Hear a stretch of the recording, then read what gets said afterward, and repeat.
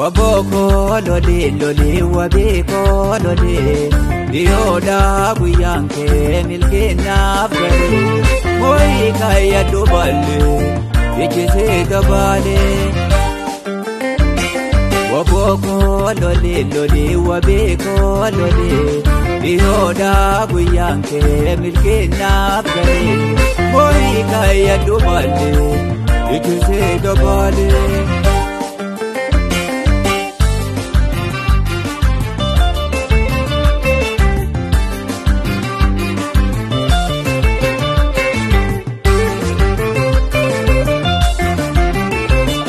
Waboko takamna loltobe lesoma Irrefi gachena abdesa bakenya Balmata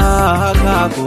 ohecha gabroma Wabiko jabatu ohena anketoma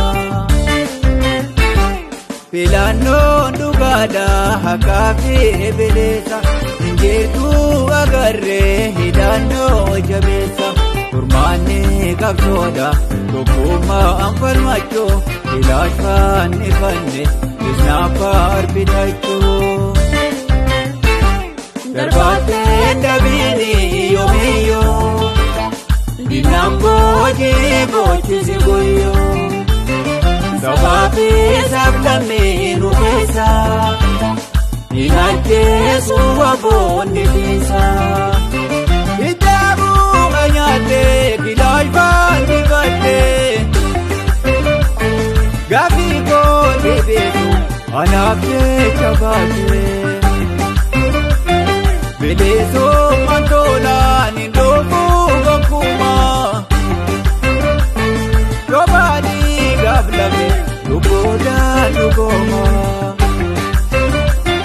Robadi gablave Lugoda lugoma Dinambo jibo chisigoyo Dinambo jibo chisigoyo Dinambo jibo chisigoyo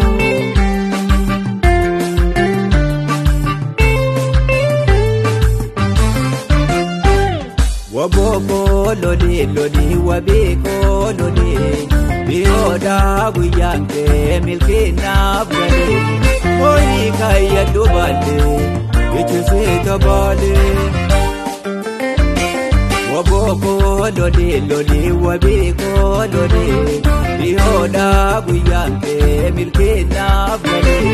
Moi kaya dubale Ichise gabale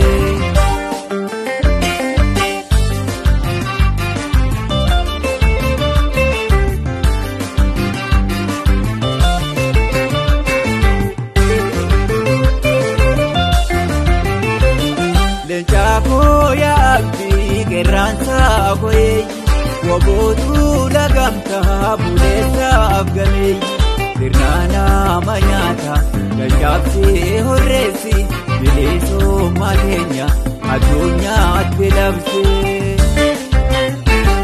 Mirgada lanama kabaja namoma Kambortan sarbamne wadanso ondefana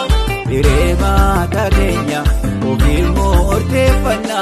Alaba dabbanne Udemir mersina Waboko kamartu guduro Wabiko simale hinjiro Chundura barbaja keyatu